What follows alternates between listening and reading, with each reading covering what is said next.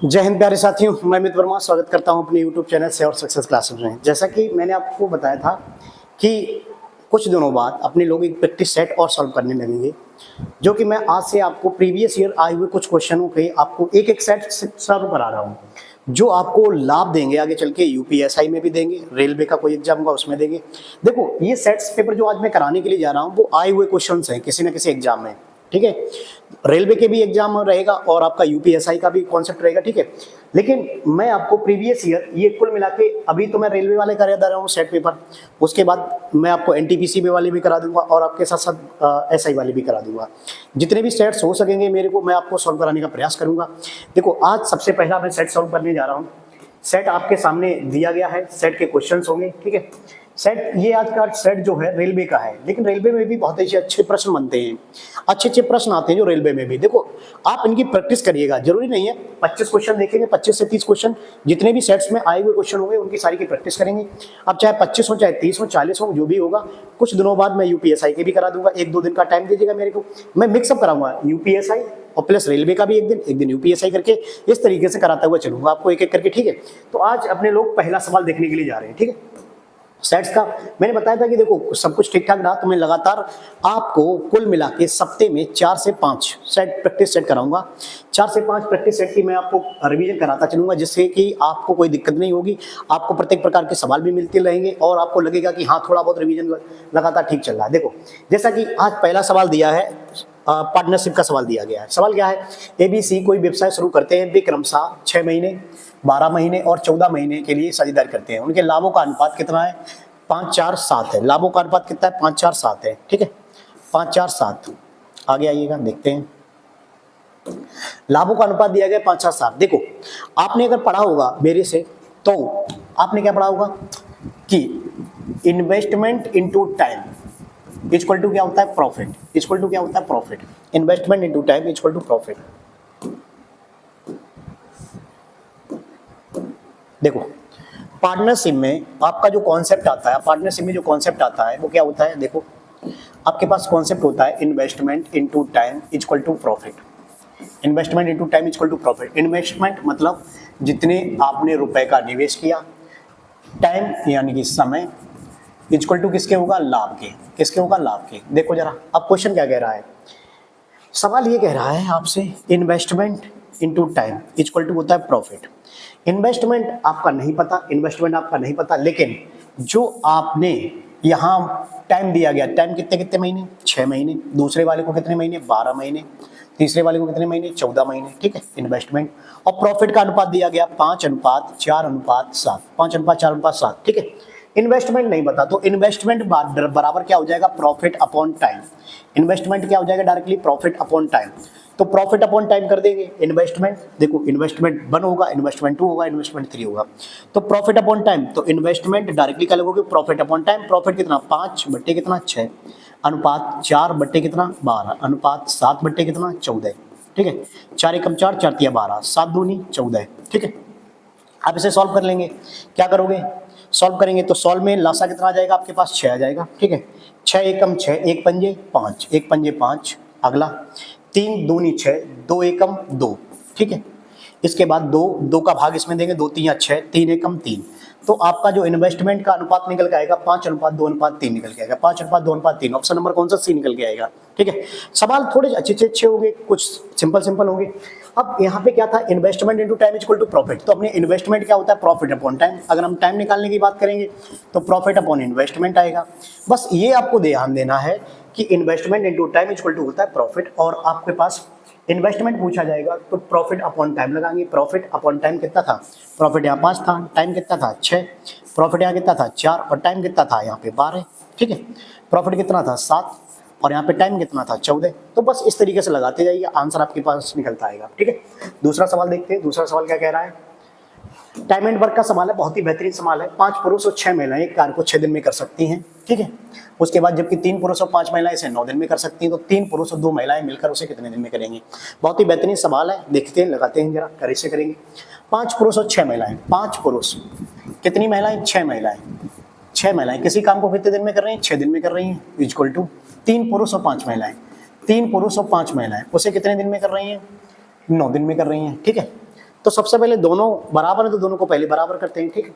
आप क्या करोगे, अच्छा 6 का गुणा इधर 6 पंजे 30, अगर कैंसिल आउट करना चाहते तो यहाँ से कैंसिल आउट कर सकते थे, 6 3 दूनी 6 3 3 9, 6 पंजे 30, ठीक है, 6 6 36, ये पुरुष है 30 पुरुष और 36 महिलाएं इक्वल टू 9 तिया 27 पुरुष प्लस 9 पंजे 45 महिलाएं, ठीक है। एकदम तेज तेज लगाते चलेंगे जिससे कि विद इन टाइम भी आपको होता चले जाए, ठीक है।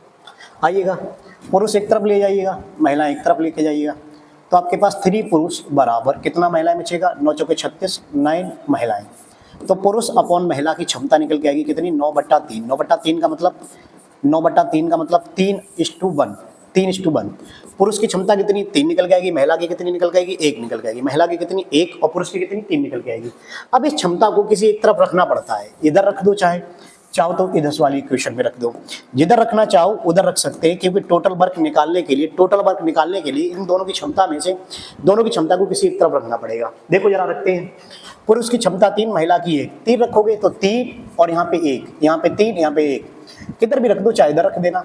3 5 या 15, 6 कम 6, तो डायरेक्टली मैं किए दे रहा हूँ टोटल वर्क निकालने के लिए। टोटल वर्क निकालने के लिए इसकी क्षमता जैसी रखी मैंने, तो 5 या 15 प्लस 6 कम 6, ठीक है, किसी काम को कर रहे हैं 6 दिन में, ठीक है। अब इस टोटल काम को बोला गया है 3 पुरुष और 2 महिलाएं, 3 पुरुष और 2 महिलाएं मिलकर कितने दिन में करेंगी। 3 पुरुष की क्षमता कितनी है 3, पुरुष की क्षमता यहाँ से कितनी है 3, तो 3 तिया 9 और महिला की 1, तो 2 एकम 2, 9 2 कितना हो जाएगा 11। देख ले रहिएगा भाई साहब, देखो 3 तिया 9 और महिला की 1, 9 2 11, ठीक है, क्लियर। आपके पास ये आएगा 15 6 21, 21 गुणा 6 बट्टे कितना 11, तो 6 कम 6, 6 दूनी 12, 126 बट्टे 11, तो 11 11 होता है 121, 11 सही 5 बट्टे 11 दिन, 11 सही 5 बट्टे 11 दिन। ऑप्शन नंबर कौन सा कहलाएगा, ऑप्शन नंबर बी कहलाएगा, ठीक है, 11 सही 5 बट्टे 11 दिन, ठीक है। बिल्कुल सिंपल सवाल है, देखो छोटे छोटे सवाल हैं, छोटे छोटे सवालों के माध्यम से आप प्रैक्टिस करिएगा मेरे साथ। सप्ताह में 4 से 5 प्रैक्टिस मैं सॉल्व पेपर कराऊंगा, चाहे वो रेलवे ग्रुप डी का हो या फिर एनटीपीसी का हो या फिर आपका यूपीएससी का। और अगर पसंद आए तो एक बार मेरे को कमेंट में जरूर बोल दीजिएगा सर ठीक है आप सही कर रहे हैं। अगर मेरे को लगेगा कि काफ़ी छात्र अगर कमेंट कर रहे हैं तो मैं और भी अच्छा कंटेंट आपको देने का प्रयास करूंगा, जिससे कि आपका जो रिपीटर छात्र हैं उनका रिवीजन लगातार बना रहे। एक एक सॉल्व पेपर कराता रहूंगा, किसी का भी हो वो, ठीक है। आप अगर कमेंट में एक बार बोल देंगे कि हाँ ठीक सर है, ऐसा कराते रहेंगे तो रिपीटर छात्रों का भी रिवीजन बना रहेगा, तो मैं और अच्छे से हो सकता है 4 की जगह 5 करा दूं, 5 की जगह 6 करा दूं, हो सकता है पूरे सप्ताह भर करा दूं। इसमें कोई दो राय नहीं है, वो मेरे ऊपर डिपेंड रहेगा और मेरे टाइम के ऊपर डिपेंड रहेगा, ठीक है। चलिएगा अगला सवाल। अगला सवाल क्या कह रहा है, 14 वर्ष पहले पिता की आयु उसके पुत्र की 3 गुना थी, वर्तमान में पिता की आयु उसके पुत्र की आयु की 2 गुनी है। पिता और पुत्र की वर्तमान आयु का योग ज्ञात करना है, ठीक है, कोई दिक्कत नहीं है। कैसे लगाते हैं देखिएगा जरा, कैसे लगाओगे भाई साहब, ऐसे देखिएगा। 14 वर्ष पहले एक पिता की आयु उसके पुत्र की आयु की 3 गुना थी। कितने साल पहले, 14 साल पहले। तो आप क्या लिखते हो, 14 साल पहले, पहले वाले को क्या लिखते हो, माइनस लिखते हो, पहले वाले को माइनस। 14 साल पहले पिता की आयु पुत्र की आयु की 3 गुना थी, 3 गुना लिख दिया पिता और ये होंगे पुत्र, ठीक है, क्लियर। उसके बाद वर्तमान प्रेजेंट में क्या हुआ, पिता की आयु उसके पुत्र की आयु की 2 गुनी है, पिता की आयु उसके पुत्र की आयु की 2 गुनी है तो 2 गुनी कर दिया, ठीक है। सबसे पहले इसमें क्या होता है, सबसे पहले आप सीधा अंतर देखते हैं, सीधा अंतर। अगर सीधा अंतर समान हुआ तो हमें प्रश्न के दौरान कुछ नहीं करना है। सीधा अंतर देखो, 3 में से 2 गया 1 बचेगा, 1 में से गया 0। अंतर अगर सीधा समान नहीं है तो आप बेड़ा अंतर, कौन सा अंतर, बेड़ा अंतर। कितने का अंतर, 2 का अंतर। यहाँ पे कितने का अंतर, ये कलम में छन के रखिए दे रहा हूँ, फिर से सुन लेना। अगर अंतर समान होता सीधा अंतर तो कोई दिक्कत नहीं है, आराम से। अगर 1 का अंतर होता 1 बराबर 14 साल हो जाता, कोई टेंशन नहीं। लेकिन अंतर अगर समान नहीं है सीधा अंतर, तो बेड़ा अंतर देखिएगा। बेड़ा अंतर कितने का, 2 का। बेड़ा अंतर कितने का, 1 का, ठीक है। नीचे वाले अंतर का गुणा ऊपर, 3 एकम 3, 3 एकम 3 और नहीं 3 एकम 3, 1 एकम 1, ठीक है। 2 दूनी 4 और 2 एकम 2। ये इसलिए करते हैं क्योंकि इनका अनुपात, इनका अंतर जो हो गया वो समान हो गया। देखो जरा, 3 में से 4 1, 1 से 2 1, ठीक है।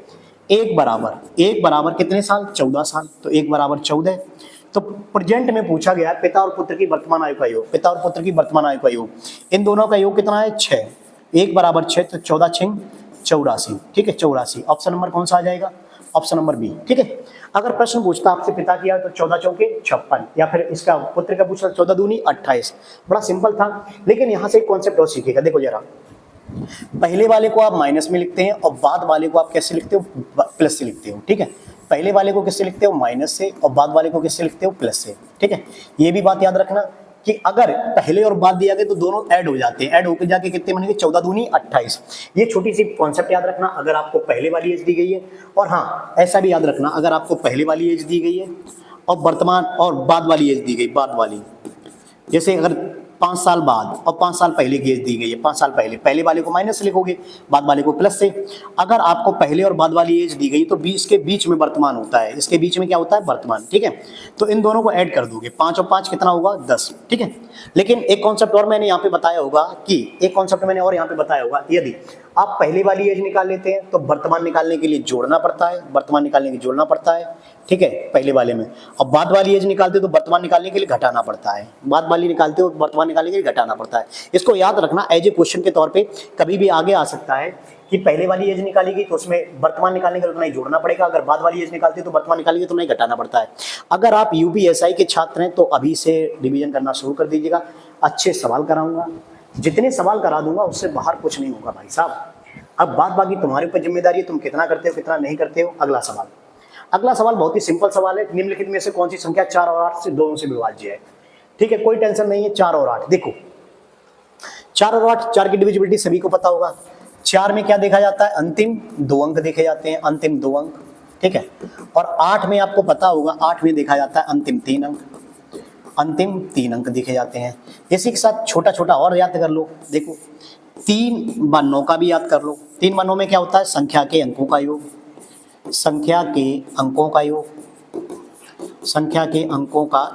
ठीक है, क्लियर। इसको भी याद कर लेना, संख्या के अंकों का योग 3 व 9 का होता है। और याद करना चाहो 4 व 8 हो ही जाता है। ठीक है, इसके बाद एक और होता है 11। 11 क्या होता है, सम तथा विषम स्थानों के योग का अंतर,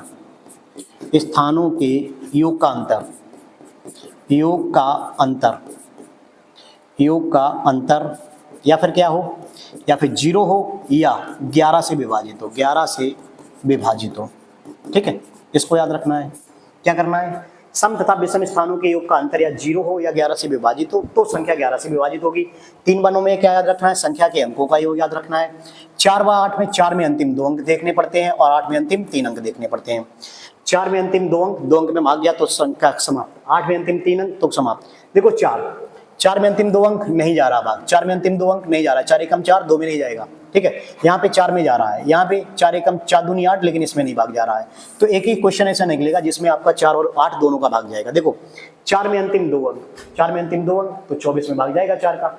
8 में अंतिम 3 अंक 8 एकम 8 8 24, लेकिन ये सारे के सारे 4 से ही डिविजिबल नहीं थे। 4 दूनी 8 2 में नहीं भाग जाएगा, 4 एकम 4 2 में नहीं भाग जाएगा। ठीक है, 4 एकम 4 2 में भाग नहीं जाएगा। ठीक है, तो ये छोटे सवाल थे, कोई टेंशन ही नहीं है, छोटे सवाल को आराम से कर सकते हैं, लेकिन थोड़ा थोड़ा मैं रिवीजन भी कराता चलूंगा और कुछ। ठीक है, अगला सवाल देखिएगा। अगला सवाल है 3x² + 6x - 5 = 0 के मूलों की प्रकृति क्या है। देखो यूपीएसआई के हो तो थोड़ा थोड़ा एडवांस याद करते रहना, एडवांस की क्लासेस थोड़ी थोड़ी देखते रहना। ठीक है, मूलों की प्रकृति पूछी गई है। मूलों की प्रकृति, मूल वास्तविक और दूसरे अधिक, कोई भी मूल वास्तविक नहीं है, मूल वास्तविक और असमान, और मूल वास्तविक और समान। ठीक है, अब जरा देखते हैं सवाल। देखो आपके पास प्रश्न क्या कह रहा है, प्रश्न ये कह रहा है कि 3x² + 6x दिया गया है, 3x² + 6x - 5 = 0 के मूलों की प्रकृति पूछी गई है। अच्छा, मूलों की प्रकृति कौन डिसाइड करता है, हमेशा मूलों की प्रकृति डिसाइड करता है। इसकी तुलना करते हैं, इसको A बोलते हैं, इसको बोलते हैं B, और इसको क्या बोलते हैं, C। ठीक है, मूलों की प्रकृति जो डिसाइड करता है वो विभक्त का D डिसाइड करता है। D बराबर क्या होता है, B² - 4AC, और B² - 4AC जो भी निकल के आएगा उसके बाद मूलों की प्रकृति पता चलती है। देखो D अगर ग्रेटर देन 0 होगा तो मूल कैसे होंगे, वास्तविक होंगे, मूल वास्तविक। ठीक है, D लेस देन 0 हुआ तो मूल कैसे होंगे, काल्पनिक होंगे, मूल कैसे होंगे, काल्पनिक। ठीक, और D = 0 हुआ तो मूल कैसे होंगे, वास्तविक व समान, कैसे होंगे, समान। ठीक है, क्लियर, वास्तविक होंगे और समान होंगे मूल। D = 0 के लिए मूल कैसे होंगे, वास्तविक होंगे और कैसे होंगे, समान होंगे। तो आपको D निकालना बहुत जरूरी है। D = 0, मूल वास्तविक तथा असमान भी होंगे, मूल वास्तविक तथा असमान। ठीक, अब जरा अपने लोग निकालते हैं, देखते हैं जरा डी बराबर B square minus 4ac। B का मान यहाँ पे कितना है 6 का वर्ग माइनस 4, ए का मान कितना है 3 और सी का मान कितना है आपके पास माइनस का 5। ठीक है, क्लियर। तो डी बराबर आपके पास निकल के आएगा 6 6 36 माइनस 4 या 12 12 पंजे 60। 60 किसका हो जाएगा प्लस का, क्योंकि माइनस माइनस क्या कर देंगे प्लस कर देंगे। ठीक है 60, तो आपके पास डी का मान आया 96। अच्छा डी क्या है, डी इज ग्रेटर देन 0 है, डी इज ग्रेटर देन 0। तो आपके पास जो मूल होंगे वो कैसे होंगे, वास्तविक होंगे तथा कैसे होंगे, असमान होंगे। मूल वास्तविक होंगे तथा असमान होंगे। अगर डी लेस देन जीरो मतलब नेगेटिव में अगर वैल्यू आती, नेगेटिव में -96 -94 95 93 9 1 2 3 4, तो मूल कैसे होते, काल्पनिक होते। ठीक है, डी बराबर 0 आया तो मूल वास्तविक और समान होंगे, मूल वास्तविक और क्या होंगे, समान होंगे। ठीक है, तो आपके पास जो ऑप्शन आएगा ऑप्शन नंबर सी आएगा, मूल वास्तविक और असमान रहेंगे। ठीक है, मेरे ख्याल से बड़ा अच्छा समझ में आ रहा होगा और उसके साथ साथ मैं कॉन्सेप्ट भी आपका क्लियर कर रहा हूँ। अगर आपको कोई दिक्कत है तो आप पेन और कॉपी नोट करते रहिएगा। इस तरीके से अगर नोट करते जाएंगे तो 1 नंबर का आपका पेपर होगा, जाके कोई किसी का भी पेपर होगा। ठीक है, और अगर वीडियो पसंद आ रही हो, शुरुआत में ही वीडियो अगर पसंद आ रही हो तो लाइक्स और अपने दोस्त को शेयर जरूर कर दीजिएगा। ठीक है, और थोड़ा सपोर्ट बनाए रखें जिससे कि मेरा मनोबल ना डाउन हो। बस मैं आपको पढ़ाने का प्रयास कर रहा हूँ भाई साहब, और कुछ नहीं इस दुनिया में। देखो मैंने सुबह बैच में वो बैच बनाया था, उसमें भी बोला है कि जब लोग वहाँ नाच के कमा सकते हैं, नाच पसंद आ सकता है, नाच बना के वीडियो डाल सकते हैं, तो क्यों ना मैं थोड़ा अच्छा वीडियो बना के डाल लूँ। देखो पढ़ाना तो ही मेरे को, तो चाहे अच्छा पढ़ा दूँ चाहे खराब पढ़ा दूँ, थोड़ा खराब भी पढ़ा दूंगा तो भी कोई टेंशन नहीं होगी, कम से कम पढ़ने में तो आ रहा हुआ। मेरे जो छात्र पढ़ने के लिए मुझसे आते हैं, जिन्हें नहीं कुछ आता है वो तो कर ही ले जाएंगे, और जो रिपीटर आ रहे हैं उनका तो रिवीजन 1 नंबर का भाई साहब करा दूंगा मैं। चलो अगला सवाल क्या दिया है, साधारण ब्याज पर निवेश की गई, देख लीजिएगा एक बार सवाल। ठीक है, क्या है सवाल, साधारण ब्याज पर निवेश एक निश्चित धनराशि 2 वर्ष में 1250 और 5 वर्ष में 2000 हो जाती है।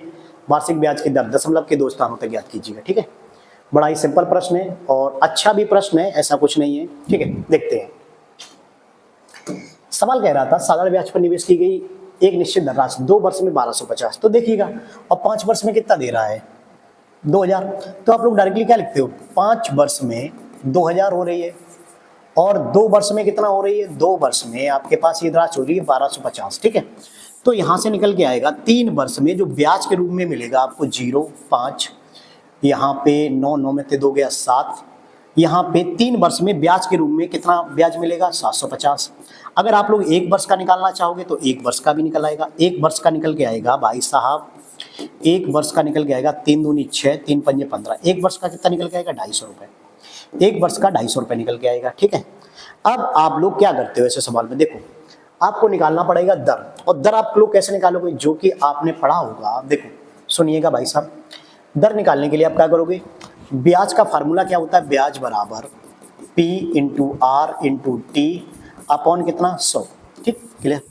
अच्छा 1 साल का ब्याज तो आपने देख ही लिया, 1 साल का ब्याज कितना मिला आपको 250 रुपये। ठीक है, यहाँ पे समय 1 साल रख सकते हैं, 1 साल का ब्याज 250 रुपये यहाँ रख सकते हैं। आपको दर निकालना, मूलधन और निकाल लीजिएगा। ऐसे सवाल में केवल मूलधन की दिक्कत होती है। देखो भाई साहब 2 वर्ष में ये कितना हुआ 1250, तो यहाँ से अगर मैं 2 वर्ष का ब्याज कम कर दूं, 2 वर्ष का ब्याज कम कर दूं, 1 वर्ष का है ब्याज 250 रुपये, 2 वर्ष का ब्याज कितना होगा 25 दूनी 500 रुपये, कितना रुपए 500 रुपये। और 500 रुपये अगर कम हो जाएंगे, या फिर आप ऊपर से कम कर लीजिएगा, ऊपर से कम करोगे तो 5 साल का कम करोगे, 5 साल का कम करोगे तो क्या फायदा, उतना ही कम होगा जाके।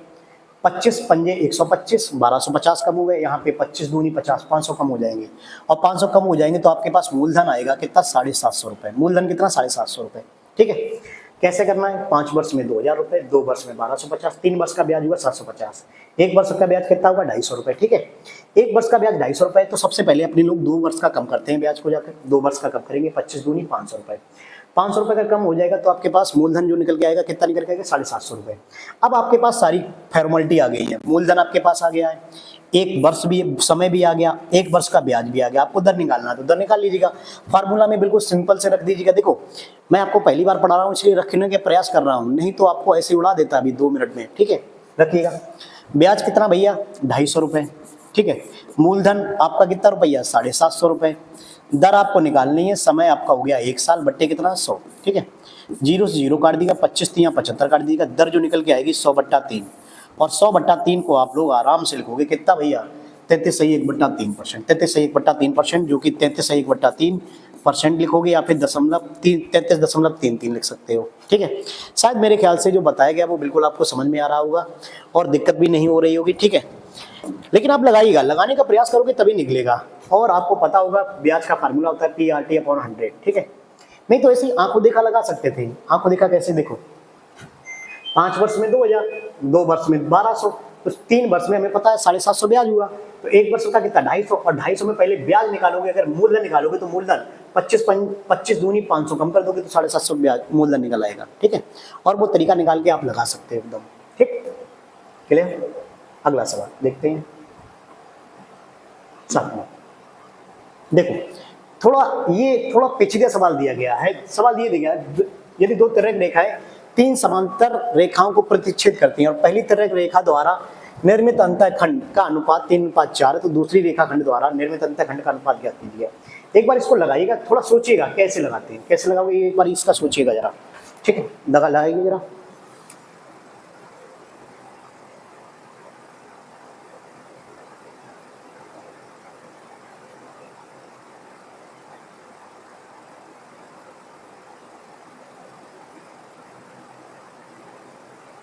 देखो ऐसे सवाल में होता कुछ नहीं है। देखो दिया क्या गया है, सवाल ये कह रहा है कि जब दो तिर्यक रेखाएं 3 समांतर रेखाओं को प्रतिच्छेदित करती हैं, मान लीजिएगा ये 3 समांतर रेखाएं हैं। ठीक है, दो तिर्यक रेखाएं प्रतिच्छेद कर रही हैं। देखिएगा कहीं मिला के आपको इस तरीके से कोई एक तिर्यक रेखा ये है और एक दूसरी तिर्यक रेखा ये है, ये 3 समांतर रेखाओं को प्रतिच्छेदित कर रही हैं। तो पहली तिर्यक रेखा द्वारा निर्मित अंतःखंड, ये पहली अंतर रेखा है और ये सेकंड है। ठीक है, पहली तिर्यक रेखा द्वारा निर्मित अंतःखंडों का अनुपात ये दिया गया है, ये अनुपात दिया गया 3:4। मान लो यहाँ पे अंतःखंड कर रहा है 3:4। ठीक है, 3x और 4x के अनुपात में काटता है। तो अगर इसको 3x और 4x के अनुपात में काटा तो ये भी सीधी सी बात है 3/, और 4/, इसका भी अनुपात जो भी कटेगा वो इसके रेशियो में ही कटेगा, 3:4 के अनुपात में कटेगा। पहले वाले को x मान ले रहे तो दूसरे वाले को ये जो अंतःखंड कटेगा वो भी कितने अंतःखंड के रूप में कटेगा, 3:4 के अनुपात में कटेगा। ऑप्शन नंबर कौन सा रहेगा, ए। ठीक है, सवाल में है कुछ नहीं, इसकी प्रॉपर्टी होती है, प्रॉपर्टी ने थोड़ा देख लेंगे जाके एक बार, और कुछ नहीं है सवाल में। ठीक है, अगला सवाल देखते हैं। अगला सवाल बड़ा सिंपल सवाल पूछा गया है। एक पाठ्यक्रम में क्या पूछ रहा है सवाल, सवाल ये कह रहा है कि एक पाठ्यक्रम में दिया है, एक पाठ्यक्रम में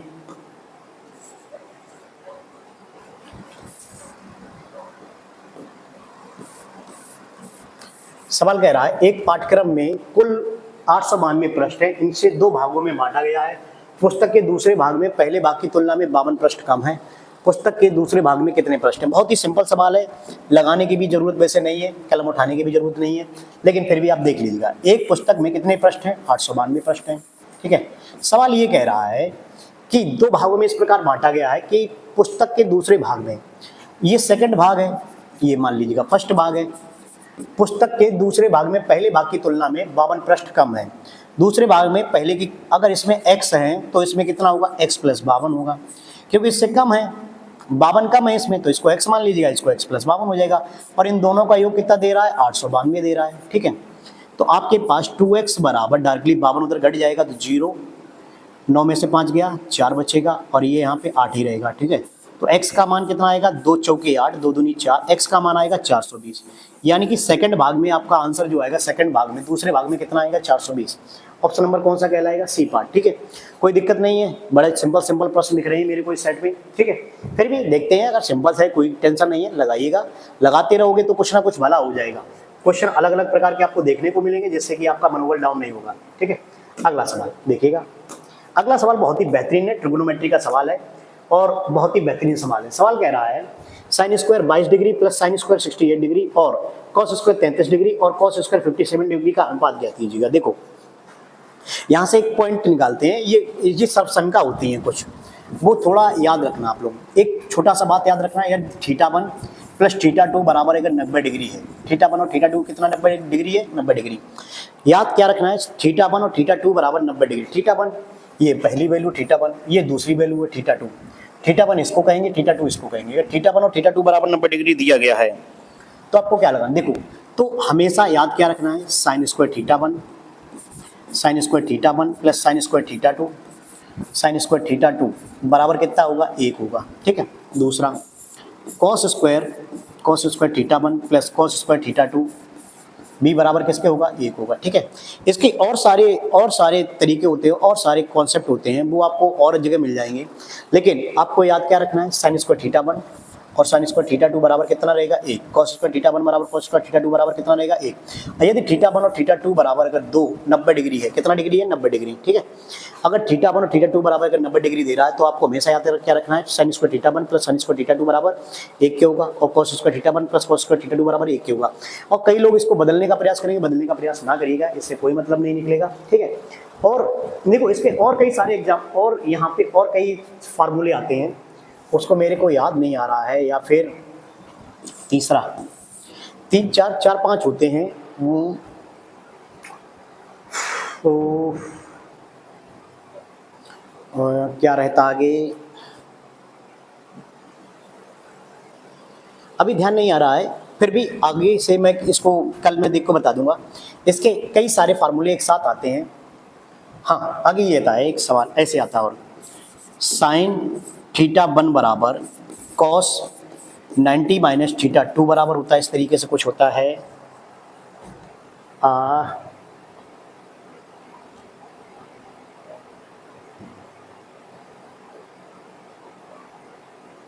नहीं, ये होता है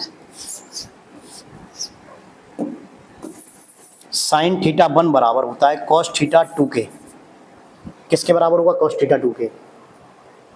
और 4 नंबर होता है टेन थीटा 1 बराबर कॉट थीटा 2 के। और नंबर 5 रहेगा आपके पास सेक थीटा 1 बराबर कॉट थीटा 2 के। यदि आपके पास थीटा 1 और थीटा 2 की वैल्यू 90 डिग्री के बराबर होती है तो sine square theta 1 plus sine square theta 2 बराबर 1 होगा, कॉस स्क्वायर थीटा 1 बराबर cos square plus cos square theta 2 बराबर 1 के होगा हमेशा। और यदि थीटा 1 प्लस थीटा 2 बराबर अगर 90 डिग्री है तो साइन थीटा 1 बराबर डायरेक्टली किसके बराबर होगा, कॉस थीटा 2 के बराबर होगा, ठीक है। टेन थीटा 1 बराबर डायरेक्टली किसके होगा, कॉट थीटा 2 के बराबर होगा। सेक थीटा 1 बराबर किसके होगा, सेक किसके, नहीं सेक होगा 10 के बराबर, सेक किसके होगा, टेन थीटा 2 के बराबर। नहीं एक सेकेंड, सेक जो होगा वो कोसेक, सॉरी सेक जो होगा कोसेक थीटा 2 के बराबर होगा डायरेक्टली, ठीक। थोड़ा यहाँ पे एक बार क्रॉस चेक में कर लूँगा, तब तक आप लोग नोट कर लीजिएगा 5। तो इतना याद रखना आपको कि थीटा 1 और थीटा 2 के वैल्यू 90 के बराबर हो रही है, तो ये सारे कॉन्सेप्ट आपको याद रखना। थोड़ी आगे मैं और इसका रिवीजन एक बार देख लूँगा, ठीक है। जब मैंने ट्रिग्नोमेट्री पढ़ाई होगी तो आप उसको नोट्स को एक बार देख लेना, मैंने जब ट्रिग्नोमेट्री पढ़ाई होगी, ठीक है। तो आपको क्या लिखना है, ये 22 और ये 68, तो ये कितना हो जाएगा 1, क्योंकि sine square theta 1 plus sine square theta 2 बराबर 1 रहेगा। अगर 90 डिग्री हो रहा है तो ये इसका मान 1, अनुपात 33 और 57 कितना हुआ, 90 हुआ, तो cos square theta 1 plus cos square theta 2 बराबर भी 1 के अनुपात के हो जाएगा। तो आंसर कितना आएगा, 1:1 यानी कि ऑप्शन नंबर बी, ठीक है, ऑप्शन नंबर बी। और ये कॉन्सेप्ट आप नोट कर लेना। देखो यहाँ से थोड़ा मेरे को डाउट हो रहा है, मैं एक बार चेक करके आपको बता दूंगा, इसको भी बता दूंगा, कोई बात नहीं है, टेंशन नहीं लेने का जरूरत है, ठीक है। अगला सवाल देखिएगा, 10वां नंबर सवाल क्या कह रहा है, एक तालिका दी गई है और तालिका दी गई है निम्नलिखित ग्राफ और तालिका 3 परीक्षाओं, परीक्षा 1, 2 और 3 में 3 व्यक्तियों एबीसी द्वारा प्राप्त अंकों का दर्शा रहे हैं। ग्राफ एवं तालिका का अध्ययन करें और पूछे गए प्रश्नों का अध्ययन दीजिए, ठीक है। सवाल ये कह रहा है कि यदि परीक्षा 1 और 2 में दोनों के लिए पूर्णांक 80 है, ठीक है। परीक्षा 1 मतलब टेस्ट 1 और टेस्ट 2 के लिए पूर्णांक कितना है, 80 है,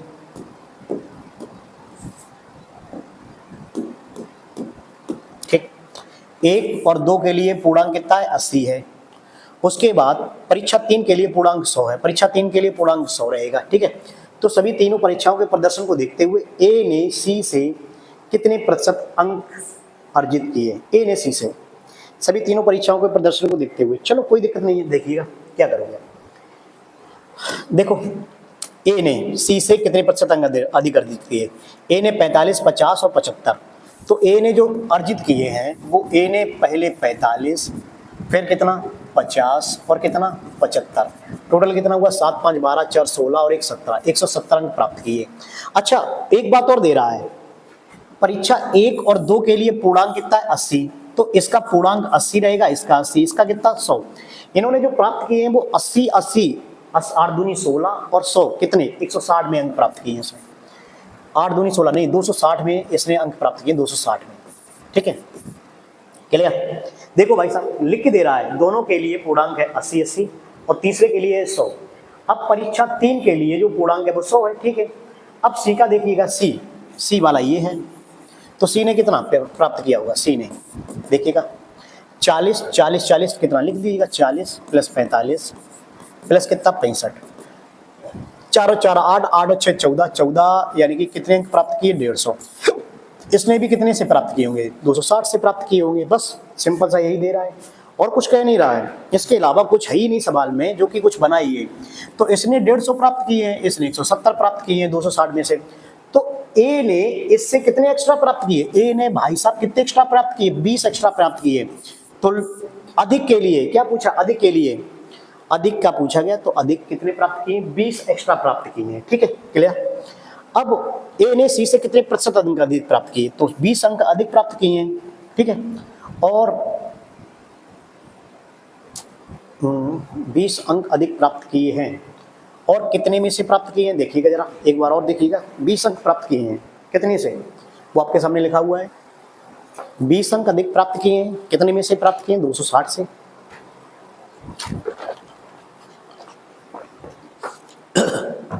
थोड़ा दिक्कत है, देखो 20 अंक अधिक प्राप्त किए कितने में से 260 में से। परसेंटेज पूछा जाएगा तो गुणा कितना करोगे 100। ठीक है क्योंकि इसने प्राप्त जो एक्स्ट्रा किए हैं वो 20 अंक एक्स्ट्रा प्राप्त किए हैं, इसको काट दीजिएगा 2 से कितनी बार कटेगा 13 बार, तो 100/13 और 100/13 को आप लोग लिखोगे 13 7 91। 7 के समथिंग में कोई ऑप्शन है, ऑप्शन नंबर कौन सा हो जाएगा डी। लगाने की जरूरत नहीं है क्योंकि एक ही ऑप्शन दिया है 13 7 91, 13 8 104 होता है जो कि ऑप्शन नंबर डी दिया गया है। बाकी ऐसे ही लगा दीजिएगा, जरूरी नहीं आप पूरा सॉल्व करोगे। ठीक है ऐसे लगा दीजिए। अगला सवाल, ठीक है अगला सवाल बहुत ही बेहतरीन दिया है, ए की आयु बी की आयु की 2 गुनी है और बी की आयु सी की आयु की कितनी गुनी है 1/3 के बराबर है। ठीक लगाइएगा।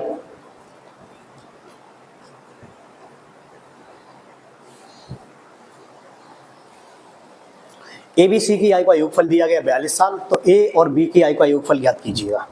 बहुत ही सिंपल सवाल है, सवाल में कुछ दिया नहीं गया है। नहीं जो लोग पहली बार पढ़ रहे हैं उनके लिए तो भाई साहब बहुत कुछ दिया है, और जो लोग फ्रेशर्स हैं उनके लिए बहुत कुछ, जो रिपीटर्स हैं उनके लिए तो छोटे छोटे सवाल हैं। धीमे धीमे स्टार्ट कर रहा हूँ मैं और आगे चल के बहुत अच्छे टॉपिक्स भी लाऊंगा, अच्छे सवाल भी लाऊंगा, 1 नंबर की वीआईपी प्रश्न भी रहेंगे। देखिएगा ए बी और सी की तुलना की है, ए बी और सी की तुलना। सवाल क्या कह रहा है, ए की आयु बी से 2 गुनी है, चलिएगा भाई कोई दिक्कत नहीं 2 गुनी है। बी की आयु सी की आयु 1/3 के बराबर है, बी की आयु इसके 1/3 के बराबर है। ठीक है तो डायरेक्टली इसको 3x मान ले रहे हैं, इसका 1/3 कितना हो जाएगा, ये x हो जाएगा। भाई साहब ये 3x मान लिया मैंने, इसका 1/3 x निकल जाएगा, ये दुगना है तो ये 2x हो जाएगा। और तीनों की आयु का योगफल कितना दे रहा है भाई साहब 42 दे रहा है, कुछ है ही नहीं सवाल में। 3 और 3 6x बराबर कितना 42, तो x का मान कितना निकल के आएगा 7, x का मान कितना निकल आएगा 7। सवाल कह रहा है ए और बी की आयु का योगफल, तो ए और बी की आयु का योगफल है कितना, देखो भाई ए की आयु है 2 और बी की आयु कितनी है x, तो 2 और 1 3x, तो 3x बराबर ए और बी का पूछा गया है, 3x बराबर 7 3 21 निकल आएगा। सिंपल सा सवाल। ठीक है बड़ा बहुत ही सिंपल सवाल है। सवाल देखो कोई अच्छा सवाल होगा तो मैं उसे एक बार और समझाऊंगा, लेकिन जब छोटे छोटे सवाल हैं तो इन्हें आराम से करते जाइएगा। ठीक है 11 सवाल हो गए हैं, 12वां सवाल देखिएगा, अच्छा सवाल है 12वां, लगाइएगा।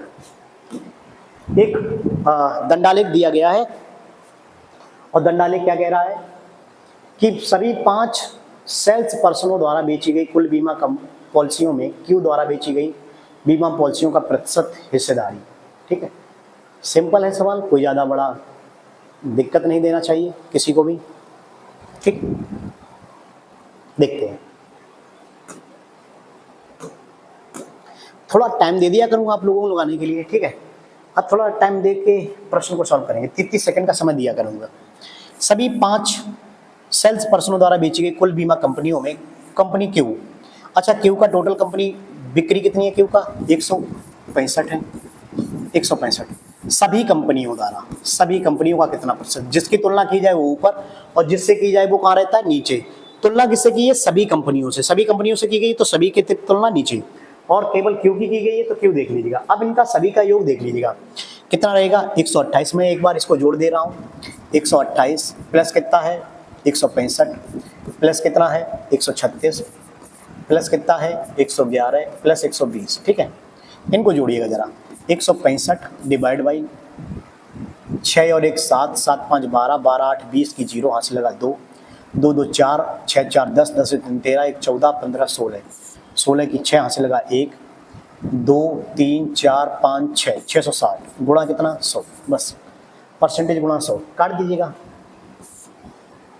11 छिक्का 66, 11 एकम 11, 11 पंजे 55, 15 चौके 60, ये तो सिंपल सा कट गया। 25 बार कितना आ जाएगा 25, 4 से कितनी बार 25, तो आपका ऑप्शन नंबर कौन सा कहलाएगा, बी पार्ट। ऑप्शन नंबर कौन सा कहलाएगा, बी पार्ट, ठीक है। सिंपल है प्यारे भाइयों। देखो अगर वीडियो अच्छी लग रही तो लाइक जरूर करते रहिएगा भाई साहब, लाइक शेयर जरूर होना चाहिए, नहीं तो पता चले मैं करा रहा हूँ और तुम्हें मजा भी नहीं आ रहा। चलो अगला सवाल लगाओ, 30 सेकंड का समय दे दिया, 30 सेकंड का समय लगाओ।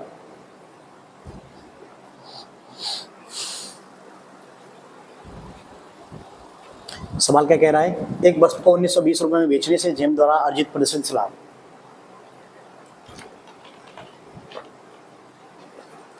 उस वस्तु को 1500 रुपए में बेचने पर हुई हानि प्रतिशत के बराबर है। यदि 10% लाभ अर्जित करना चाहता तो वस्तु का विक्रय मूल्य कितना होना चाहिए। देखिएगा कुछ नहीं था सवाल में, इसमें भी देखो अगर ये बराबर रहता है, बराबर मैंने आपको समझाया वो इस तरीके से, बीच में अपना रहता है सीपी, बीच में क्या रहता है सीपी, ठीक है, बीच में क्या रहता है सीपी। अब आपने इस वस्तु को बेचा, कितने में बेचा, पहले 1920 में बेचा और यहाँ पे आपको लाभ हुआ, 1920 में बेचा कुछ लाभ हुआ, और उसके बाद आप 1500 में बेच रहे, यहाँ आपको क्या हुई, हानि हुई। मैंने आपको पहले ही बताया था हानि को आपको क्रय मूल्य तक जाने के लिए जोड़ना पड़ता है और लाभ को क्रय मूल्य तक लाने के लिए घटाना पड़ता है, और जो प्रतिशत हानि हुई उसके बराबर है। बराबर मतलब अनुपात कितना दे रहा है, 1:1 दे रहा है, ठीक है, 1:1। जितने की हानि हुई उतने का ही लाभ हुआ, जितने की लाभ हुआ उतने की हानि हुई, बराबर हैं दोनों, तो कोई मतलब ही नहीं है। और मैंने ऐसे प्रश्नों में बताया होगा आपको टॉपिक के दौरान। एक बात देखो, लाभ को घटाया जाता है सीपी तक जाने के लिए, हानि को जोड़ा जाता है सीपी तक जाने के लिए। देखो मेरे तरफ बताने का तरीका यही रहता है। काफ़ी लोग कहेंगे अरे नहीं इसका और तरीका, देखो अलग अलग पढ़ोगे अलग अलग तरीका निकल के आएंगे। जिन लोग छात्रों ने मेरे पास पढ़ा है मैं उन्हें ऐसे ही बता देता हूँ, ठीक है। कैसे बताया था, सीपी, देखो ये सीपी है, हिंदी भाषा में देहाती भाषा में बता दे रहे भाई सब, सीपी क्रय मूल्य, ये क्रय मूल्य है। अब जरा चेक करो, क्रय मूल्य को आपको लेके आना है। देखो अगर आपने हानि पे बेच दिया, मान लो क्रय मूल्य आपका 500 रुपये है, इसे 490 में बेच दिया, एक बार इसे लाभ पे बेच दिया, मान लीजिएगा आपने इसे 520 में बेच दिया, यहाँ पे लाभ हुआ, लाभ को क्रय मूल्य तक लाने के लिए घटाना पड़ेगा, ठीक, देख लो लाभ को क्रय मूल्य तक लाने के लिए घटाना पड़ेगा, हानि को क्रय मूल्य तक जाने के लिए इसमें जोड़ना पड़ेगा, कुछ ना कुछ जोड़ना पड़ेगा। कितना जोड़ना पड़ेगा, 10, इसे कितना घटाना पड़ेगा 20। यही मैंने बात बताई है और कोई बात नहीं बताई है। क्रय मूल्य तक पहुंचने के लिए हानि को जोड़ना पड़ेगा, लाभ को घटाना पड़ेगा, और ये कॉन्सेप्ट आपको याद होता है। ये बराबर है दोनों, तो 1 और 1 कितना हो जाएगा 2 बराबर, ऊपर कितने का अंतर, ऊपर है आपके पास 15 और 4 19, 420 का अंतर, 1 बराबर कितने 210, 1 बराबर 210, 1 बराबर 210 है, तो या फिर 210 इसमें जोड़ दीजिएगा या फिर 210 इसमें घटा दीजिएगा। अगर 210 इसमें जोड़ोगे तो 1500 प्लस 210 आपका आंसर आएगा 1710, सीपी निकल के आएगा 1710, ठीक है। अगर सीपी आपका 1710 निकल आया, सीपी 1710 निकल आया, तो सवाल ये कह रहा है 10% लाभ अर्जित करने के लिए। अबे भैया 10% को डायरेक्टली क्या लिखोगे, 1/10 या फिर डायरेक्टली 10% लाभ, तो डायरेक्टली 110/100, ठीक है। अगर 10% हानि होती तो ऊपर क्या लिखते, 90/100। अगर 20% लाभ होता तो 120/100, 20% हानि होती तो 80/100, ठीक, ऐसे लिखना पड़ेगा बस, और कुछ है ही नहीं। और सभी को पता है 1710 का 10% होगा भाई साहब 171, तो क्यों ये सब कुछ कर रहे हो, ऐसे ही जोड़ दो, घटा दो, 11 एकम 11, 171 जोड़ोगे तो आपके पास आंसर नंबर कौन सा आएगा, सी, क्योंकि एक ही लास्ट में एक ही जगह ऑप्शन 8 है। 17, देखो 1710 का 10% 171 आएगा, देखो 1710 का 10% 171 आएगा। अगर 171 जोड़ोगे तो 7 और 1 8, 7 और 1 8 1800, 1800 कौन सा 81, सिंपल सा हो जाएगा। ठीक है, ये तो आपका तरीका था, ये आपका तरीका था यहां तक पहुंचने के लिए। लेकिन अगर लाभ और हानि बराबर है तो इसे डायरेक्टली एक लाइन में कैसे खत्म करोगे? देखो इसको एक लाइन में खत्म कैसे करते, देखो ये 1920 में बिक्री थी, ये कितने में 1500 में। अगर डायरेक्टली आपको एक लाइन में ही लगाना था तो मैं यहाँ पे लगा दे रहा हूँ। अगर दोनों तरफ लाभ और हानि बराबर होता तो कुछ करना ही नहीं पड़ता इस क्वेश्चन में। इस क्वेश्चन में डायरेक्टली दोनों को जोड़ो बट्टा 2 कर देते हैं। क्या करते हो, 1920 प्लस 1500 बट्टे कितना 2 कर देते हैं, बस यही आंसर होता है। अगर लाभ और हानि बराबर होता है तो इन दोनों को जोड़ेंगे बट्टे 2 कर देंगे, बस इतना ही आंसर निकल के आता है। अब आंसर कितना आएगा, यहाँ पे इसको जोड़ोगे तो 0 2 9 5 14 और कितना 3420 बट्टे कितना 2 से निकल के आएगा आपका क्रय मूल्य जो निकल के आता 1710 निकल के आता, एक लाइन में निकल के आता 1710। ठीक है, अगर आपको कभी भी प्रश्न में बराबर दिया गया हो, अगर आप ऐसे ना लगा पा रहे हो, अगर बराबर दिया गया, देखो ये तो मैंने प्रॉपर्ली तरीके से लगा दिया। अगर आपको डायरेक्टली दिया गया है बराबर तो दोनों को जोड़ो बट्टे 2 कर दो, आपका सीपी निकल आएगा। इस पे 10% लाभ की बात कर रहा तो 1710 का 10% कितना होगा 171। 171 ऐड कर दोगे तो आपके आंसर आएगा 1881, जो कि बड़ा सिंपल सा रहेगा। ठीक है, बड़ा तरीकेबद्ध रहेगा, तरीकेबद्ध लगाओगे तो बिल्कुल सिंपल है। ठीक है, अगला प्रश्न लगाइएगा जरा, बहुत ही शानदार प्रश्न है, थोड़ा भिन्न पे आधारित प्रश्न है। सवाल आपको लिख के दे रहा है, लगाइएगा।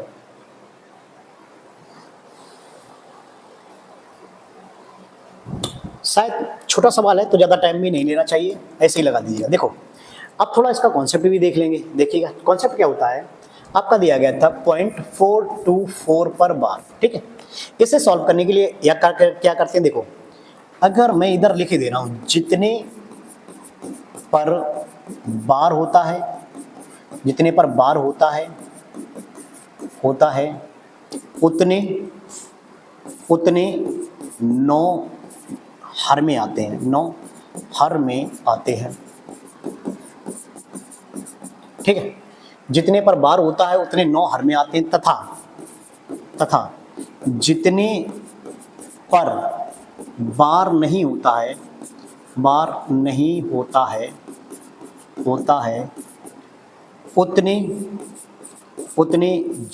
उतने जीरो आते हैं किसमें, हर में।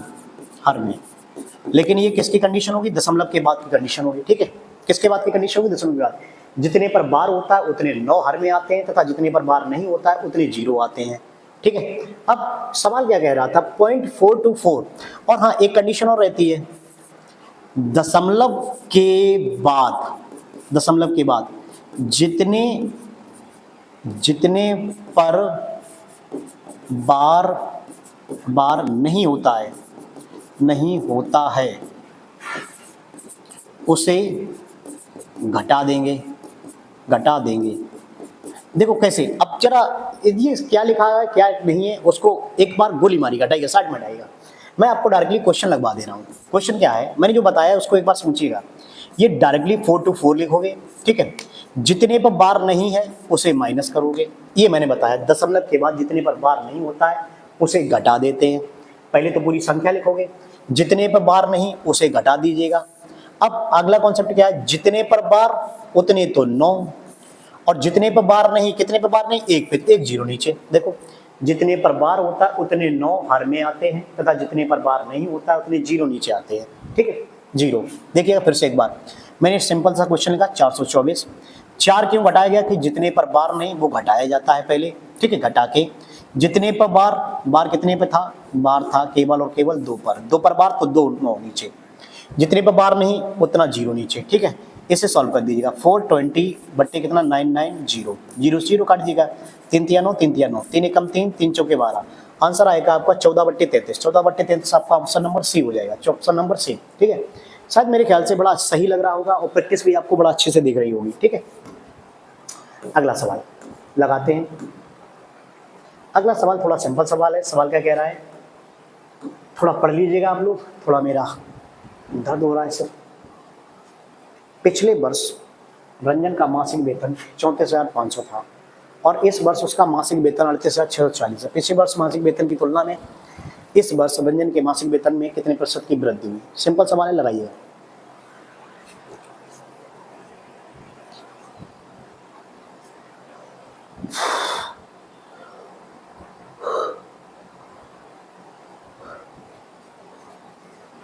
सिंपल सा सवाल दे रहा था, कुछ नहीं दे रहा है।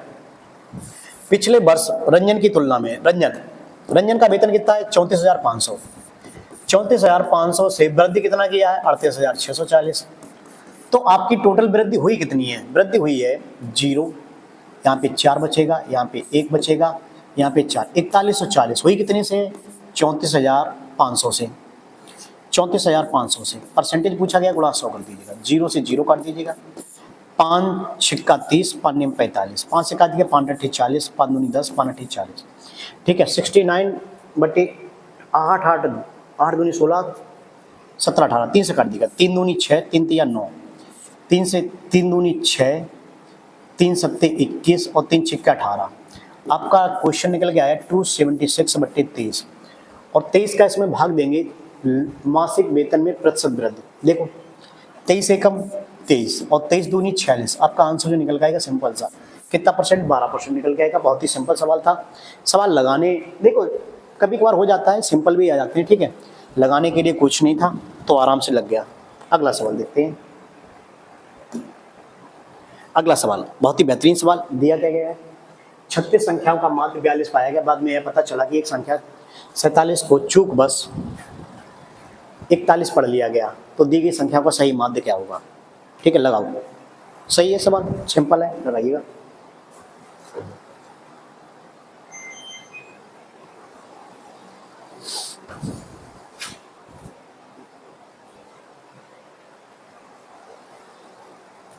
देखो औसत जब मैंने आपको पढ़ाया होगा तो कैसे बताया होगा? देखो 36 संख्याएं हैं, संख्याएं कितनी? 36। इनका औसत कितना दिया गया है? औसत एक लाइन में लगाएंगे, औसत कितना दिया है? 42। ठीक है, अब आपसे मैंने हमेशा क्या बताया हुआ? एक संख्या 47 को भूल बस कितना पढ़ लिया? 41। अच्छा, सही संख्या कितनी थी? 47। आपने गलती से पढ़ कितना लिया? 41। ठीक है, 41 पढ़ लिया। तो इस औसत को हमेशा बीच में बंद रखेंगे, इसको औसत को देख लेंगे, क्योंकि जो डिक्रीज या इंक्रीज होगा वो इसी औसत में होगा जाके। अब जरा चेक करिएगा, सही संख्या थी 47, आपने भूल बस पढ़ कितना लिया? 41। तो आपने कितना एक्स्ट्रा पढ़ा? आपने एक्स्ट्रा पढ़ा 6। जो 6 सही था, कुल संख्याओं से इसे डिवाइड कर देंगे। कुल संख्या कितनी थी? 36। तो आपका जो इंक्रीजमेंट निकल के आएगा वो 1/6 निकल के आएगा। देखो अगर ये सही संख्या ज़्यादा है तो औसत में जोड़ा जाएगा, अगर ये नेगेटिव गलत संख्या होती तो औसत में घटाया जाएगा। और 1/6 को बोलोगे आप, 6 एकम 6, 6 एकम 6 कितना बचा? 4, 6 छिंग 36, फिर 4, 6 छिंग 36, 0.116। अगर ये सही संख्या ज़्यादा है तो ये जोड़ा जाएगा, अगर ये गलती ज़्यादा होती या भूल बस गलती ज़्यादा होती तो ये घटाया जाता है। ये बात याद रखना। कुल औसत में तो 42 औसत था, 0.166 जुड़ जाएगा, तो आपका औसत आएगा 42.166 को लिखोगे 7, 42.17। ऑप्शन नंबर कौन सा? A. Option number A part. ठीक है, क्लियर। देखो 36 संख्याओं का औसत 42 था, ठीक है, इसको मान के चल रहे हैं, 42 हमारा औसत है। 47 एक संख्या थी 47, उसको गलती से आपने 41 पढ़ लिया, तो 47 सही संख्या थी, 41 पढ़ लिया है। तो एक्चुअली में वृद्धि जो हुई है वो कितनी की? 6 की। टोटल संख्याओं से भाग दे देते हैं यहाँ पे। अगर 2-3 बार लिखा होता तो उनका अंतर निकाल के फिर भी कुल संख्याओं से भाग देंगे, आंसर निकल के कितना आएगा? 1.66। अगर गलती ज़्यादा होती तो ये घटाया जाएगा, अगर सही संख्या आया तो इसको जोड़ा जाएगा। बस इतना कॉन्सेप्ट आपको याद रखना है, जो कि आंसर आएगा 42.17। ठीक है, अगला प्रश्न। टोटल कितने प्रश्न हैं? 25 प्रश्न है। ठीक है, अगला प्रश्न देखिएगा। सवाल लिख के दे रहा है 7 मीटर त्रिज्या और 20 मीटर ऊंचाई वाली एक बेलनाकार टंकी में भरे पानी को मात्रा ज्ञात कीजिए। यह ज्ञात है कि टंकी पूर्ण रूप से भरी हुई है। बेलनाकार टंकी है और टंकी पूर्ण रूप से भरी है, तो याद रखते हैं कि अगर बेलनाकार टंकी है तो सीधी सी बात यह है कि जो टंकी भरी हुई होगी उसका आयतन जो होगा, उसका आयतन पानी के बराबर होगा। तो बस आपको सिंपल सा आयतन निकालना है, निकाल दीजिएगा।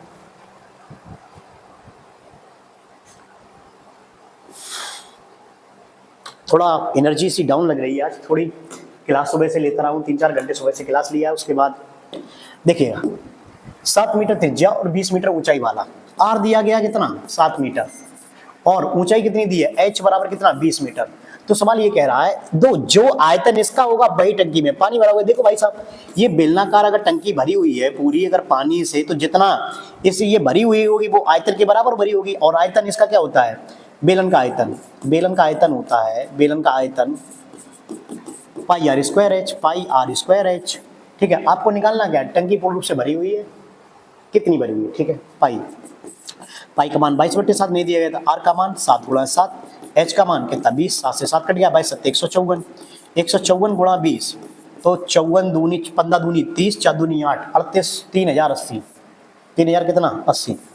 आंसर नंबर कौन सा, डी पार्ट, ठीक है, 3080, 2 चौके 8, 2 पंजे 10, 2 एकम 2 और 1 3, 3080 मीटर क्यूब, ठीक है, क्लियर। अब यहाँ से थोड़ा बहुत और सीख लीजिएगा, बेलन का आयतन दिया गया है तो थोड़ा और अगर याद करना चाहो तो और याद कर लेना, बक पृष्ठ, बेलन का बक पृष्ठ क्या होता है, बेलन का बक पृष्ठ होता है 2 पाई आर एच, और बेलन का संपूर्ण पृष्ठ, बेलन का संपूर्ण पृष्ठ क्या होता है 2 पाई आर कोष्टक में h प्लस आर, इसको भी आप लोग याद रखिएगा एक बार, ठीक है, बक पृष्ठ और संपूर्ण पृष्ठ, ठीक है, 2 पाई आर एच और संपूर्ण पृष्ठ होता है 2 पाई आर कोष्टक में h प्लस आर, ठीक है, सिंपल है, कोई ज्यादा खास नहीं था। एक सवाल और था, ये तो बहुत सिंपल प्रश्न पूछा गया है, 3a² का क्यूब प्लस 2k क्यूब का स्क्वायर, बहुत ही सिंपल है, ऐसे ही लगा दोगे, 3 तिया 9 और 9 का क्यूब कितना, 9 का क्यूब होता है 729, सिंपल है सवाल। 2 का क्यूब 2 दूनी 4 दूनी 8, 8 दूनी 16, तो इसका आंसर निकल आएगा 9 6 15, 2 और 1 3, 3 और 1 कितना 4, 745, ठीक है, 9 6 15, 2 1 3 और 4 745, ठीक है, सिंपल सवाल था, ज़्यादा टाइम क्यों दोगे। अगला सवाल, अगला सवाल थोड़ा अच्छा सवाल है, लगाइएगा। इस पे मैंने अभी आपको एसटीडी पढ़ाया होगा, इस पे बिल्कुल डिक्टो, इस पे कितने भैया पढ़ाए थे, इसके 4 पढ़ाए थे, चारों भैया आपको बड़ा मन से कराया था, ठीक है। सवाल क्या दे रहा है, यदि रीना अपने घर से निकलकर 3 किलोमीटर प्रति घंटा की चाल से चलती है तो जन्मदिन पार्टी में 20 मिनट देरी से पहुंचती है, अपनी चाल को बढ़ाकर 4 किलोमीटर प्रति घंटे से चलती है तो 30 मिनट पहले पहुंच जाती है, जन्मदिन पार्टी के बीच की दूरी ज्ञात करना। दूरी के लिए बिल्कुल सिंपल सा कॉन्सेप्ट बताया था, 1 सेकंड का कॉन्सेप्ट था जो कि बिल्कुल आपको आना चाहिए भाई साहब। और दूरी अगर कभी भी पूछी जाती है तो मैंने इसके कॉन्सेप्ट में, अगर चाल अगर कभी भी समय में देरी हो रही तो कॉन्सेप्ट दूरी का क्या होता है, स्पीड का गुणा, चाल का गुणा बट्टे चाल का अंतर इंटू मिनट बट्टे 60, मिनट बट्टे 60। एक बार देर है और एक बार अगर पहले है, एक बार देर एक बार पहले, तो ऐसे में जुड़ जाते हैं, ये भी बताया होगा, ठीक है। चाल का गुणा, चाल कितनी थी 3 और कितनी 4, अंतर कितना इनका 1, मिनट कितना, एक बार 20 मिनट देर है 30 मिनट पहले, तो 30 20 50 बट्टे 60, 0 से 0, 2 3 दूनी 6, 2 दूनी 4, आपकी दूरी निकल के आएगी 10 किलोमीटर। और अगर आपको इनका इस टॉपिक का पूरा वीडियो देखना है तो आप क्लास नंबर मेरी 2 देख लेना, स्पीड टाइम डिस्टेंस में, इसमें मैंने 4 प्रश्न कराए हैं, 4 भाई कराए थे, चारों बहुत ही बेहतरीन थे। इसमें एक प्रश्न पूछा था सही समय के लिए, समय वाला कॉन्सेप्ट बहुत ही बेहतरीन था, उसको जरूर एक बार नोट करिएगा, ठीक है, उसको जरूर एक बार देख लीजिएगा जाके वहां से। चलिएगा अगला सवाल, 20वां, 19 हो गया, 20वां सवाल, यदि गोले का आयतन 36 पाई सेंटीमीटर क्यूब है तो गोले का व्यास क्या होगा। बहुत ही साधारण सा प्रश्न था, गोले का व्यास सभी को पता होगा। गोले, देखो जो चीज आपको नहीं आती है मैं वहां पे लिखता चलूंगा, 20 सेकंड दे रहा हूं, फिर भी आपको समय दे रहा हूं। गोले का आयतन पूछा गया तो आप गोले का वक्र पृष्ठ भी निकाल लीजिएगा, जो भी आता है, गोले से रिलेटेड जो भी प्रश्न आते हैं उसको भी याद रखिएगा।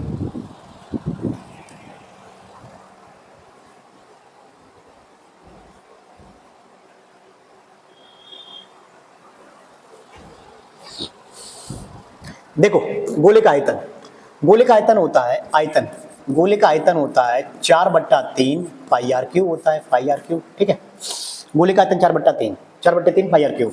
अच्छा, संपूर्ण पृष्ठ क्या होता है गोले का, संपूर्ण पृष्ठ या फिर वक्र पृष्ठ, ये होता है 4 पाई आर स्क्वायर, ठीक है, इसको भी याद रखना, इसको साइड में याद रखना, ये तो अब लगाना पड़ेगा। गोले का आयतन दिया 36 पाई, तो गोले का व्यास, व्यास क्या होता है त्रिज्या का दोगुना, सभी को पता होगा व्यास जो है त्रिज्या का दोगुना होता है, नहीं तो मैंने एसटीडी की एक और क्लास पढ़ाई हुई, इसमें लास्ट 6 में बताया होगा गोले का व्यास निकालना, ठीक है। आ जाएगा 4/3 पाई, पाई आर कितना, आर का मान निकालना है, और आपको आयतन दिया गया 36 पाई, ठीक है, 36 पाई, पाई से पाई कैंसिल आउट, 4 नेम 36, 9 तिया 27, तो आर क्यूब बराबर 27, तो आर का मान सिंपल कितना निकल जाएगा 3, आर का मान 3, तो व्यास त्रिज्या का दोगुना, व्यास अगर त्रिज्या का दोगुना तो 3 दूनी 6 निकल के आएगा व्यास, व्यास कितना 6 सेंटीमीटर। त्रिज्या का दोगुना क्या होता है भाई साहब, व्यास होता है, त्रिज्या का दोगुना व्यास होता है, ठीक है, क्लियर। अगला सवाल देखो, अगला सवाल दे रहा है आपका अलजेब्रा से दिया गया सवाल है, बहुत ही शानदार प्रश्न है, छोटा सा कॉन्सेप्ट है, यदि 3x square minus 13x plus 6 के मूलों की गुणनफल ज्ञात कीजिएगा। चलो आ तो इसके बारे में थोड़ा समझा दे रहा हूँ आपको पहले से ही। देखो काफी छात्रों को इस तरीके के क्वेश्चन आ जाते हैं, नहीं समझ में आता, अर्थमेटिक तो लगाते रहेंगे, थोड़ा सा भी एडवांस का प्रश्न आ गया तो थोड़ा हिल जाएंगे, अरे नहीं आता मेरे को नहीं आता। अरे हिलना नहीं है, निकालना है प्रश्न है। देखो भाई साहब सुना दे रहा हूँ आपको, मूलों का गुणनफल। देखो सबसे पहले इसकी तुलना करते हैं 3x square minus 13x plus 6 बराबर 0, इसकी तुलना करते हैं ax square plus bx plus c बराबर 0 से। तो आपके पास जो निकल के आएगा a का मान कितना 3, a बराबर 3, b बराबर कितना है माइनस का 13 और c बराबर कितना 6, प्लस का 6 तो प्लस का 6। ठीक है, इसमें 2-3 प्रश्न बनते हैं। क्या बनेगा, एक तो मूलों का योग, मूलों का योग, मूलों को योग को लिखते हो अल्फा प्लस बीटा बराबर होता है माइनस बी बट्टे ए, माइनस बी बट्टे ए। इसको भी याद रख लेना आप लोग आगे से, मूलों का योग लिखते हो अल्फा प्लस बीटा बराबर माइनस बी बट्टे ए। माइनस बी का मान कितना, माइनस का 13, माइनस 13 बट्टे कितना, ए का मान 3 है, तो ये आंसर आएगा 13 बट्टे 3। ठीक है, मूलों का योग। लेकिन एक प्रश्न अगला पूछा गया आपसे, मूलों का गुणन, मूलों का गुणन, इसको याद रखना है, आगे चल के कभी आ जाएगा तो आप ऐसे ना करना। मूलों का गुणनफल इसको लिखते हैं alpha into beta, alpha into beta होता है सी अपॉन ए। ठीक है, तो आपको दो बातें आज याद करनी है, मूलों का योगफल अल्फा प्लस बीटा होता है माइनस बी बटे ए, मूलों का गुणनफल होता है अल्फा इंटू बीटा सी अपॉन ए, और सी का वैल्यू कितना है 6 और ए का मान कितना है 3। सी का मान है 6, ए का मान है 3, तो आंसर आएगा मूलों का गुणनफल का आंसर कितना आएगा 2। ऑप्शन नंबर कौन सा आएगा, सी, जो कि बड़ा सिंपल सवाल है। सवाल जरूर सिंपल था, लेकिन लड़के कभी कभार जब नहीं आता है, किसी को कई क्वेश्चन नहीं आते तो उसको छोड़ देते हैं। छोड़ना नहीं है, आपको लगाना है। मैं आपको सप्ते में 3 से 4, 4 से 5 को सवाल पेपर कराऊंगा, चाहे वो यूपीएसआई को चाहे रेलवे का हो, कोई भी हो, लेकिन आप लगाएंगे। ठीक है, चलो अगला एक सवाल ये देख लो तब तक। ठीक है, सवाल लिख के दे रहा है गुणा 8 वगैरह वगैरह वगैरह का मान निम्नलिखित में से किसके बराबर होगा। इस सवाल में कुछ करना ही नहीं है। देखो फिर भी आपको 20 सेकंड दे रहा हूं, पहले आप लगा लीजिएगा एक बार। कुछ नहीं है, सवाल में एक लगाइएगा आप लोग।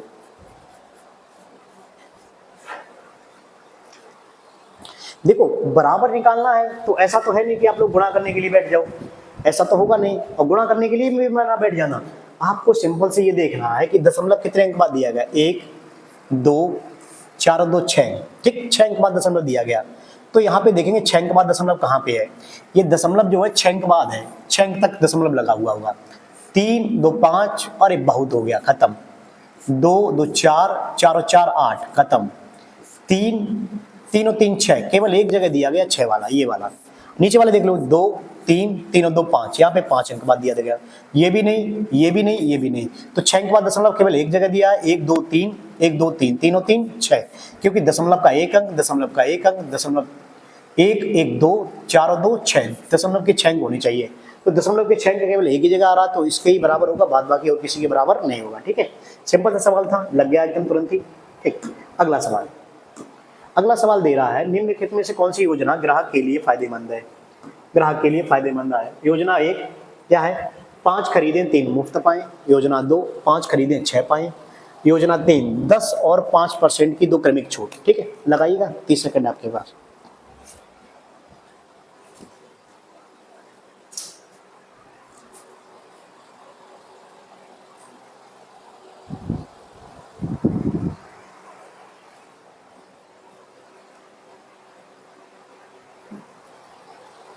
देखो इसका कॉन्सेप्ट क्या है, इसका कॉन्सेप्ट एक बार मैं बता दे रहा हूं आपको। ये कॉन्सेप्ट बहुत ही बेहतरीन है। योजना 1 और योजना 2 देख लीजिएगा, ये तो मैंने आपको बहुत अच्छे से पढ़ाया है। 5 खरीदें, यानी कि 5 खरीदी आपने और 3 मुफ्त पाई। 3 कैसे पाई, मुफ्त पाई। ठीक, तो आपके पास आपने खरीदी, मुफ्त कितनी पाई है 3, और एक्चुअली में पे कितने का किया है 8 का, तो 3/8 और परसेंटेज गुणा 100। आपको क्या याद रखना है, जितनी भी मुफ्त पाई वो ऊपर, और टोटल खरीद कितनी पड़ी हमें पास 5 और 3 8। ठीक है, परसेंटेज गुणा 100, तो 4 दूनी 8, 4 से कितनी बार 25, 25 3 75, 75/2, 75/2 को के लिए कितना लिखोगे 37.5%। यहाँ पे छूट आ गई, छूट परसेंटेज कितना आएगा 37%। ये ग्राहक के लिए हो गया। योजना 2 में क्या कह रहा है, 5 खरीदे 1 6 पाए। अच्छा, खरीद कितनी रहे हो 5 और पाए कितनी रहे हो 6, यानी कि यहाँ पे कितनी मुफ्त मिली है, एक मुफ्त, तो एक मुफ्त और पे कितना किया आपने, 6 पाई हैं, 6 टोटली पाई हैं, परसेंटेज गुणा 100, तो 100/6 को क्या लिखोगे आप लोग 50/3, और 50/3 को लिखोगे 16 से 2/3%। और तीसरा आपके पास दिया है 10% और 5%, तीसरा 10% और 5%। इसमें आप सभी को पता होगा, इसमें क्या कॉन्सेप्ट लगाते हो, a plus b plus a b बटे 100, नहीं a plus b minus a b बटे 100, a plus b minus a b बटे 100। इसका क्या, a का मान 10, b का मान 15, 10 प्लस 5 माइनस 10 गुणा 5/100, 0 से 0 काट दीजिएगा, 5 से कितनी बार कटेगा, 2 बार, 10 5 15, 15 में से 1/2 जाएगा, यानी कि आपका यहाँ पे बचेगा 14.5, यहाँ पे कितना 14.5। तो एक योजना से तुम्हें 37.5% लाभ मिल रहा है, एक योजना से 16 से 2/3% लाभ मिल रहा है, इससे कितना 14.5%। तो सीधी सी बात है, इसमें से कौन सी योजना सबसे लाभकारी है, योजना नंबर 1, योजना नंबर 1 किसके लिए, ग्राहक के लिए, ग्राहक के लिए। अगर यही बात कहता था कि दुकानदार के लिए कौन सी फायदेमंद है, दुकानदार के लिए, तो ये पलट जाता। मैंने जब टॉपिक पढ़ाया होगा तो आपको बताया होगा कि दुकानदार के लिए जो छूट सबसे बड़ी है वो नहीं, किसके लिए, ग्राहक के लिए जो छूट सबसे बड़ी है वो फायदेमंद रहेगी, और दुकानदार के लिए जो छूट सबसे छोटी रहेगी वो फायदेमंद रहेगी। ठीक है, तो ये दुकानदार के लिए फायदेमंद होगी, ये किसके लिए फायदेमंद होगी, ग्राहक के लिए। और जो रिपीटर छात्र आ रहे होंगे उन्हें तो पता ही होगा कि हाँ भाई साहब कैसे लगाया जाता है ये सवाल। ठीक है, क्लियर। लेकिन बस इतना कॉन्सेप्ट याद रखना, 5 खरीदे 3 मुफ्त पाए, तो हमें 3 मुफ्त पाएंगे तो 3, और टोटल खरीद कितनी पड़ी है 5 और 3 8, परसेंटेज गुणा 100। यहाँ पे 5 खरीदे 6 पाए, तो यहाँ पे मुफ्त कितनी मिली हमें 1, टोटल हमने कितनी पे कितने का किया, हमने 6 का पे किया, यहाँ भी हमने कितने का पे किया है 8 का पे किया है टोटल, तो टोटल यहाँ पे 6 का पे किया, परसेंटेज गुणा 100 कर दिया। ठीक है, अगला सवाल 22 हो गया, ये भी हो गया, एक सवाल ये लगा लीजिएगा 25वां, ये लगाइएगा। सवाल का समय दे रहा हूं मैं आपको। सवाल है 3a - 4b - 2c का होल स्क्वायर विस्तारित रूप क्या होगा। ठीक है, विस्तारित रूप बड़ा ही सिंपल सवाल है, लगाइएगा। आपको पता होगा a + b + c का होल क्यूब,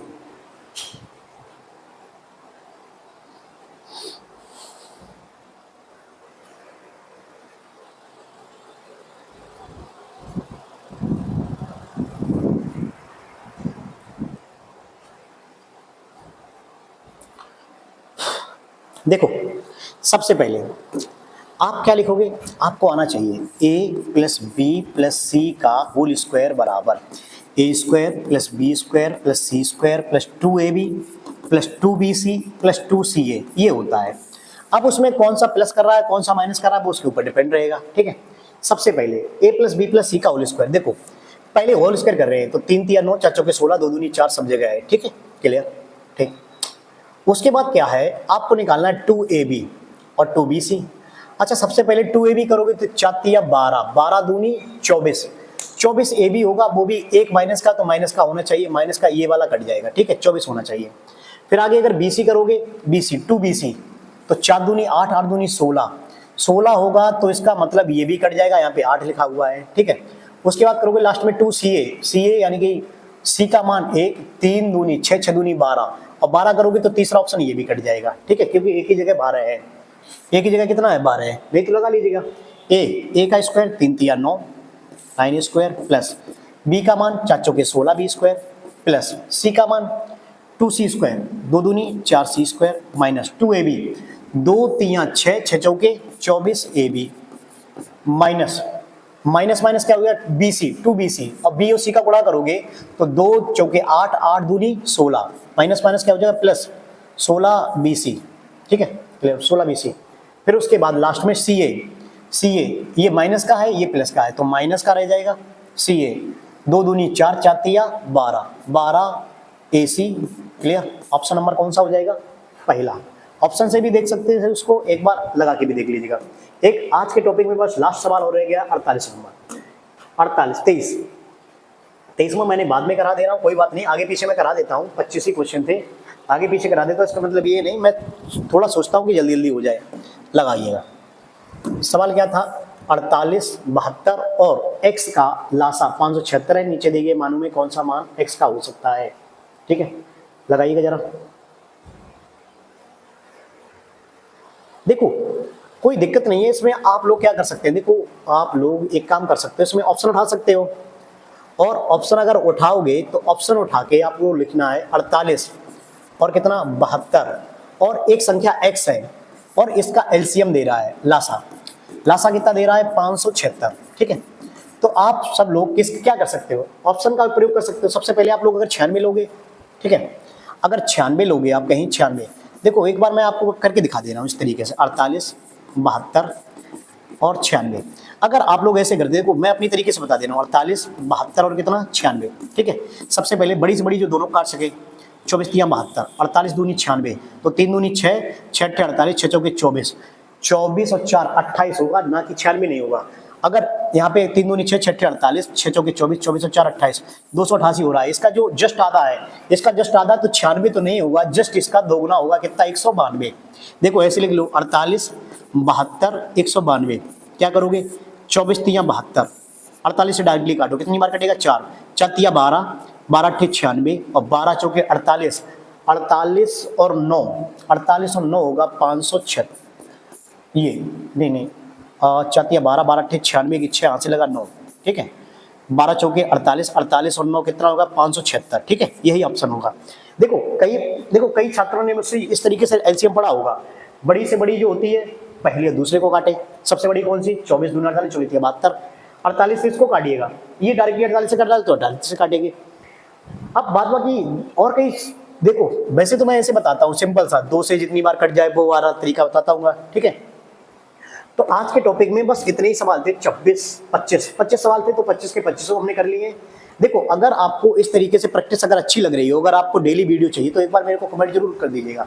मैं आपको डेली सुबह, ये सुबह के टाइम पे वीडियो डेली रहेगी आपके पास, और ये सुबह के टाइम जो भी रहेगा वो आपके पास डेली अपडेटेड रहेगा सुबह के टाइम। ठीक है, फिर भी अगर आपको लगता है कि अगर डेली वीडियो आनी चाहिए तो एक बार मेरे को कमेंट में जरूर लिख दीजिएगा। और जो भी पुराने मेरे छात्र रिपीटर्स प्लस और जो भी छात्र रिपीटर्स, वो जरूर एक बार कमेंट कर दिया। मैं कुल मिला के रिपीटर्स के लिए क्लास बना रहा हूँ, जिससे कि उन्हें कोई भी एग्जाम आने में आता है तो उससे पहले किसी भी एग्जाम को क्लियर करने में मैथ में दिक्कत ना आए। बात बाकी कहीं भी दिक्कत आए मेरे को नहीं पता, लेकिन मैथ में आपको दिक्कत नहीं आनी चाहिए। आज के लिए प्यारे साथियों इतना ही। जय हिंद प्यारे साथियों।